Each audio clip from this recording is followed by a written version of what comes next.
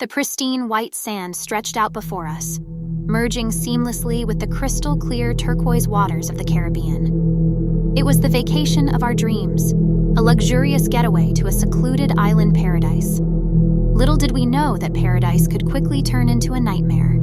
From the moment we arrived at the luxurious resort, everything seemed perfect. The sun kissed our skin, the ocean breeze whispered through the palm trees, and the staff catered to our every whim. We basked in the lap of luxury, our worries melting away with each passing day. But on the third night of our stay, as the sun dipped below the horizon, a strange sense of unease settled upon us.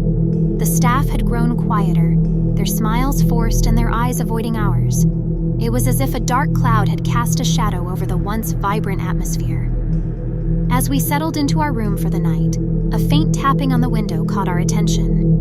My partner David approached the glass, his brows furrowing in confusion. Outside, a silhouette stood, its outline obscured by the darkness. "Who's there?" David called out, his voice tinged with suspicion. For a moment, there was no response. And then a voice echoed from the other side of the glass, a whisper that sent a shiver down our spines. "Let me in." The voice was eerie and distant, its tone neither pleading nor threatening. It was as if the words were carried on a breeze from another world. My heart pounded in my chest as David moved away from the window, his expression a mix of fear and uncertainty. "I'm not opening that window," he said firmly.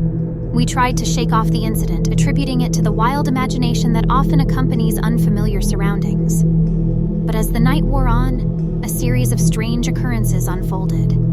Footsteps echoed in the hallway outside our room, but when we looked, there was no one there.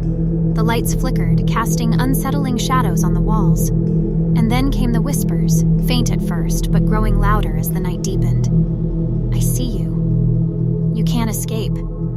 We huddled together, our anxiety mounting with each passing moment. The sense of being watched was overpowering, and a feeling of entrapment settled upon us like a heavy fog. When morning finally came, we were relieved to see the sun's rays spill into the room. We ventured out of our room, hoping that the daylight would dispel the eerie sensations that had plagued us during the night. But as we explored the resort, we realized that something was dreadfully wrong. The once pristine beaches were now littered with debris, the palm trees sagging with an air of desolation. The staff, once eager to serve, were nowhere to be found. Panic set in as we realized that we were completely alone on the island. The paradise we had arrived at had transformed into a haunting wasteland, a place devoid of life and hope. As we searched for a way off the island, the whispers returned, their haunting words echoing in our minds. We stumbled upon a dilapidated building at the edge of the resort, and inside we found a journal. Its pages were filled with the desperate scrawlings of previous visitors, all recounting similar experiences of isolation and terror. We read the journal entries with growing horror, realizing that we were trapped in a cycle of vacationers who had come before us, each one falling victim to the island's malevolent grasp.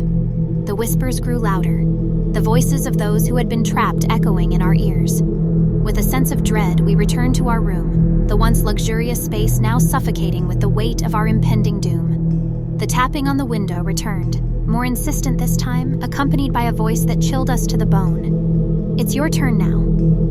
We huddled together, the walls closing in around us as the island's grip tightened. Our paradise had become a prison, a place of beauty turned grotesque.